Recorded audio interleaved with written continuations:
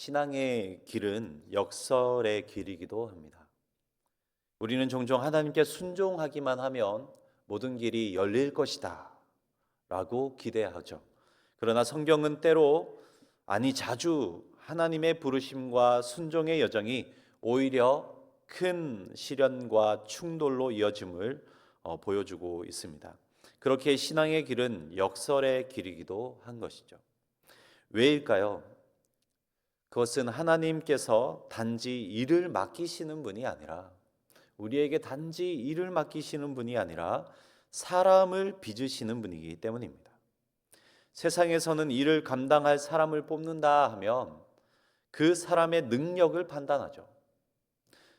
그 사람이 어떤 능력을 가졌는가, 또 그 가정은 평안한가, 마음에 잘 맞는가, 자녀들은 올바르게 키웠는지, 종교는 무엇인지 등등이 아니라 일 잘하는 사람을 뽑는다라는 것입니다.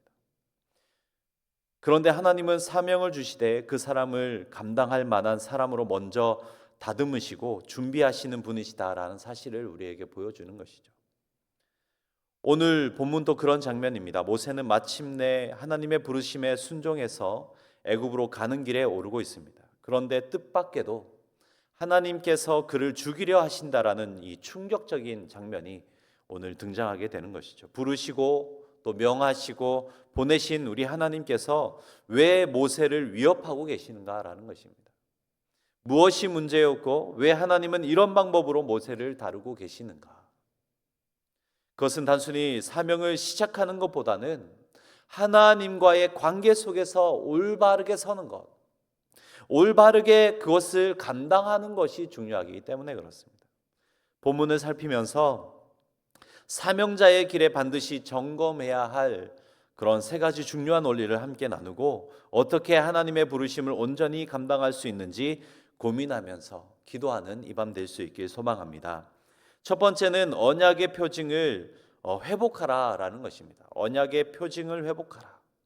출애굽기의 시작 부분은 단순한 민족의 해방을 위한 그런 준비를 다루는 이야기가 아니라 그것은 하나님께서 아브라함에게 하신 언약을 기억하시고 그 언약을 성실히 이루시는 하나님의 이 구속의 역사를 다루고 있습니다. 그래서 출애굽기 전체는 이스라엘이 단순히 애굽의 노예에서 해방되는 것이 아니라 하나님의 언약 백성으로서 새롭게 되어지는, 그렇게 새롭게 세워지는 과정이라 할 수 있는 것이죠. 그리고 이 언약을 상징하는 가장 중요한 표징이 바로 할례가 되는 것입니다. 하나님께서는 아브라함과 언약을 맺으실 때에 분명히 말씀하셨습니다. 모든 남자는 태어난 지 8일 만에 반드시 할례를 받아야 하며 그렇지 않으면 언약 백성에서 끊어질 것이다 라고 창세기 17장에서 말씀해 주셨습니다.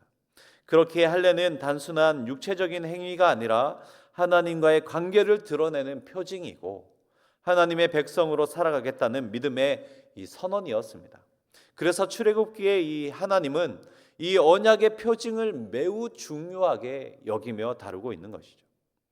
그런데 오늘 본문에서 너무나도 놀랍고 무서운 장면이 펼쳐지고 있는 것입니다.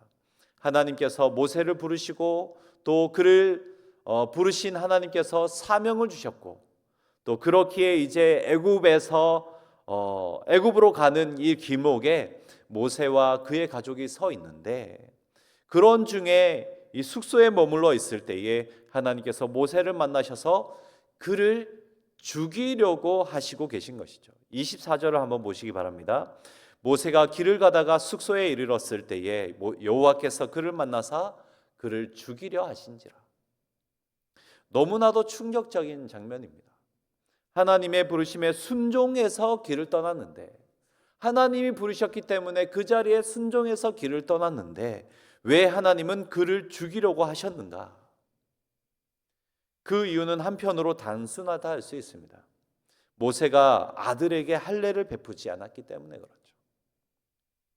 하나님의 사명을 받았고 또 민족을 구원하는 위대한 일을 앞두고 있었지만 정작 하나님과의 언약에 대해서 너무나도 가볍게 여기고 있었더라라는 것입니다.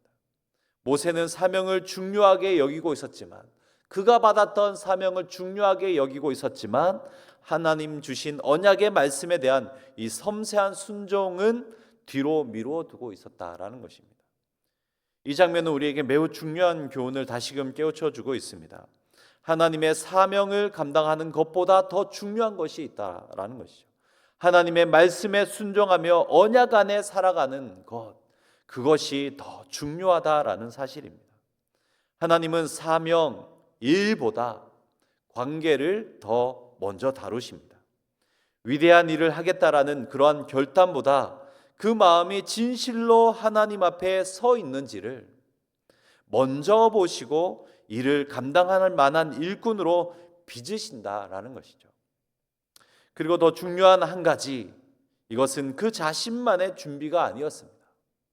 사명을 감당한다라는 것은 그 자신, 이 개인의 문제가 아니었다라는 것이죠. 결국 이 언약은 가정을 통해서, 그 씨를 통해서 흘러가는 것이었기 때문에 그 가정도 오늘 빚으시는 모습을 엿보게 되는 것입니다. 어떤 것이냐면은 믿음의 사람, 곧 모세와 결혼한다고 해서 자동으로 언약 백성이 되는 것이 아니더라라는 사실입니다. 모세의 아내 시보라는 미디안 여인이었습니다. 그녀는 하나님의 언약 백성이 아니었고 모세와 결혼했지만 그 가정 안에 하나님의 언약이 자연스럽게 흘러가지 않았던 것이죠. 모세도 시보라도 또 자녀에게 언약의 표징을 베풀지 않고 있었던 것입니다. 하나님은 그것을 너무나도 심각하게 여기셨던 것이죠. 사적인 가족으로서의 일이 아니라 하나님의 언약 백성으로서의 정체성을 훼손하는 그런 심각한 영적인 타락으로 보셨기 때문에 지금 모세를 죽이려고 하고 계신 것이었습니다. 마음 아픈 이야기, 또 그런 진리이지만 우리도 다시 한번 기억해야 하는 것이죠.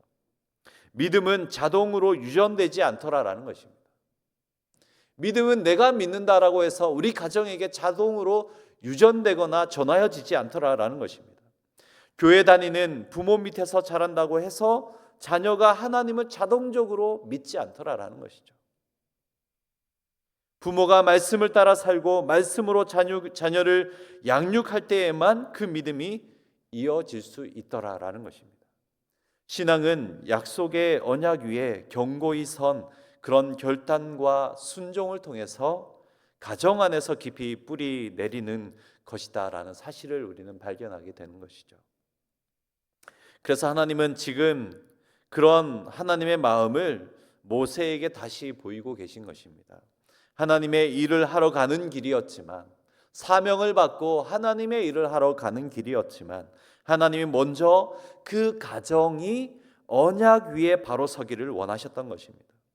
시보라가 결국 돌칼을 들어서 아들에게 할례를 행하고 당신은 참으로 내게 피난편입니다 라고 말하며 그 포피를 모세의 발에 갖다 대었을 때에 비로소 그를 하나님께서 놓아주셨고 그 가정 안에 언약의 회복과 사명의 이 전진이 있을 수 있도록 그렇게 역사해 주셨다라는 것입니다.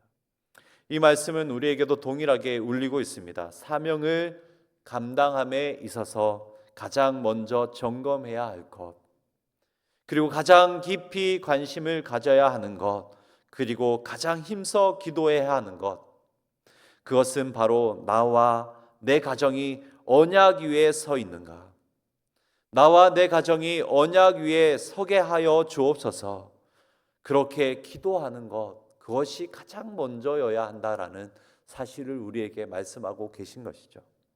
모세는 이 부분을 생각하지 못하고 가볍게 여기고 있었던 것입니다. 모세도 바빴을 것입니다. 모세도 그의 삶의 여정, 가정의 상황과 형편을 바라본다면 수많은 그런 핑계들이 있을 수 있었겠습니다. 모세도 가정의 평화를 원했을 것이죠. 세상 사는 것이 만만치 않았을 것입니다. 하지만 하나님은 그 가정 안에 언약을 회복하라 먼저 말씀하고 계신 것입니다. 그렇게 우리는 모세와 같지 않길 소망합니다. 이미 기도하며 달려왔지만 또 이후로도 더욱더 힘써 기도할 수 있기를 바랍니다. 사명자의 가장 큰 관심, 내 가정이 언약의 통로가 되어야 함을 포기하지 마시고 또 가볍게 여기지 마시고 예배가 살아있는 가정 되게 역사하여 주옵소서.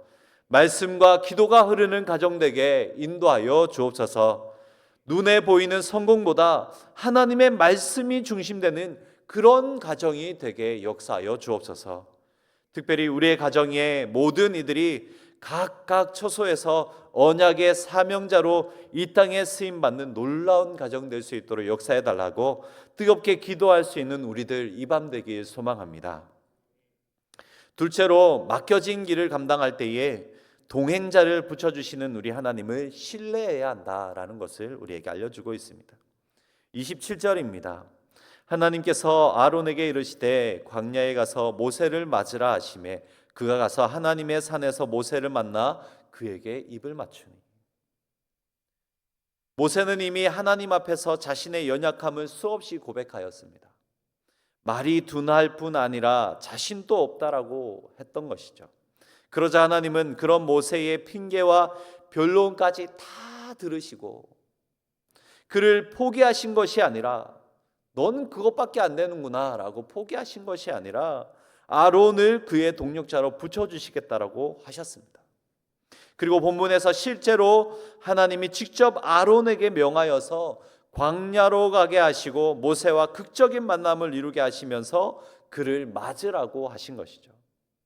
정확하고 명확한 하나님의 준비와 계획과 실행의 장면인 것입니다.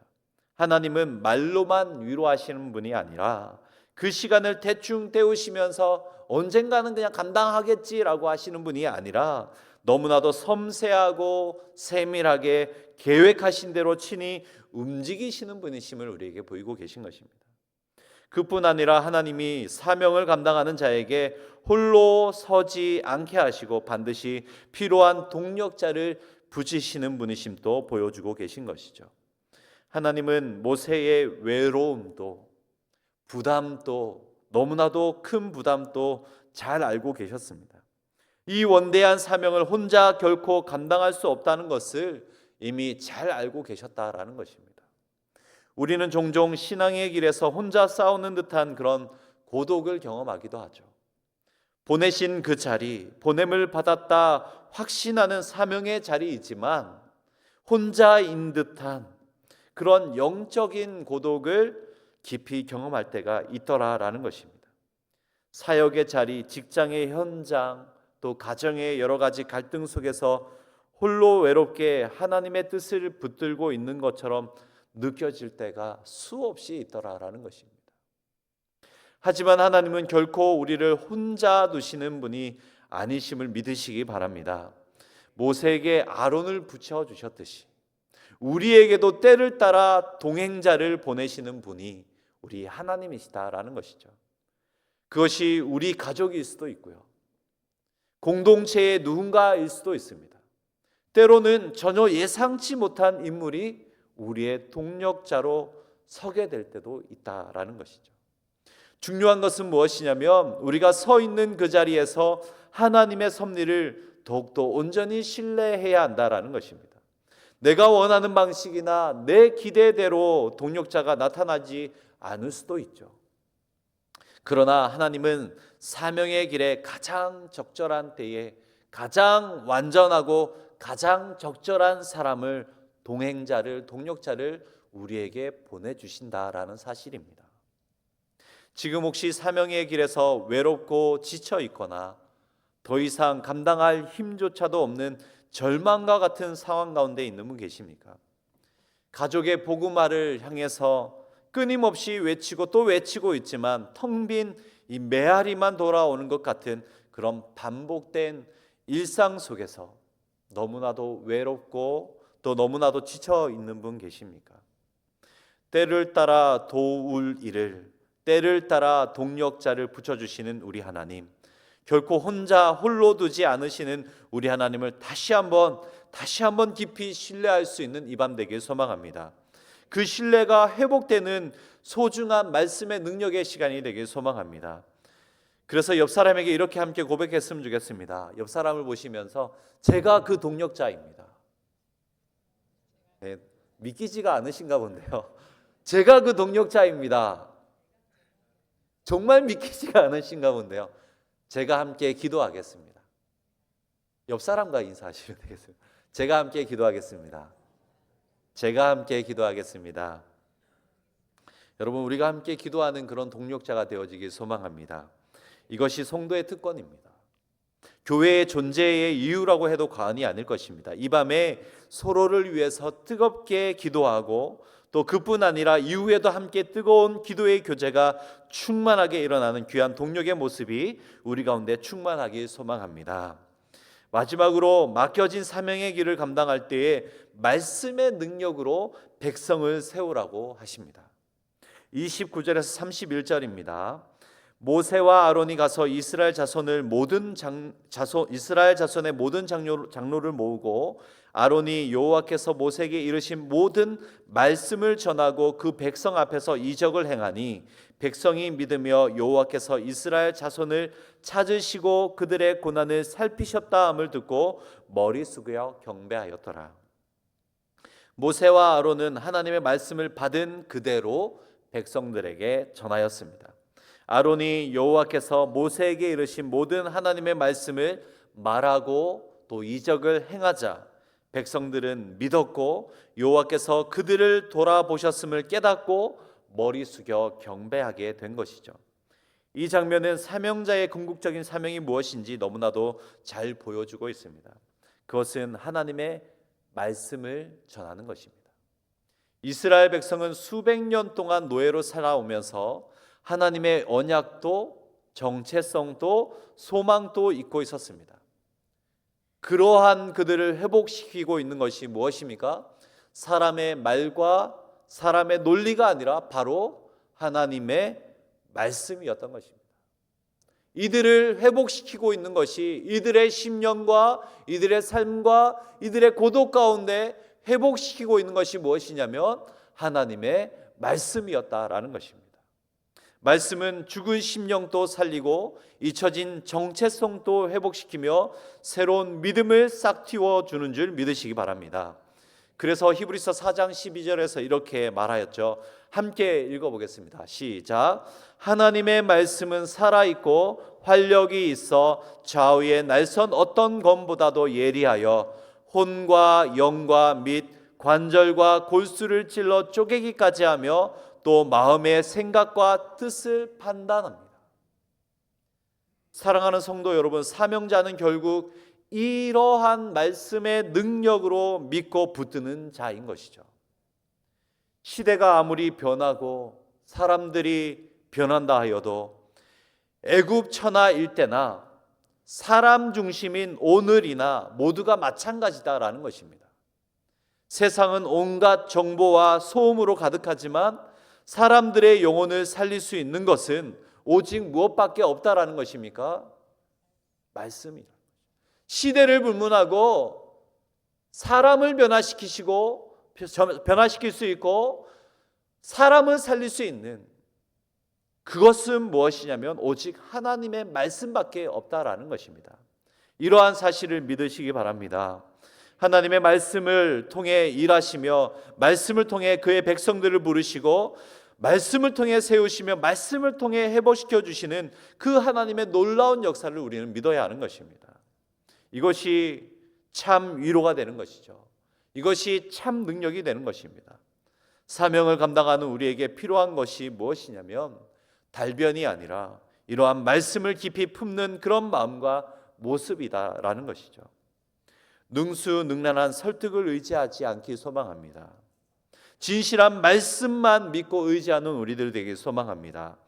우리가 진심으로 말씀을 믿고 전할 때에 하나님은 반드시 그 말씀을 통해서 일하시는 줄 믿으시고 살아있고 활력이 있어서 좌우의 날선 어떤 것보다도 예리하여 혼과 영과 및 관절과 골수를 찔러 쪼개기까지 하며 또 마음의 생각과 뜻까지도 판단하시는 이 말씀을 향한 믿음과 사모함과 기대가 오늘 우리 가운데 회복되어지는 놀라운 이 밤 또 우리들 되어지길 소망합니다. 이 시간 우리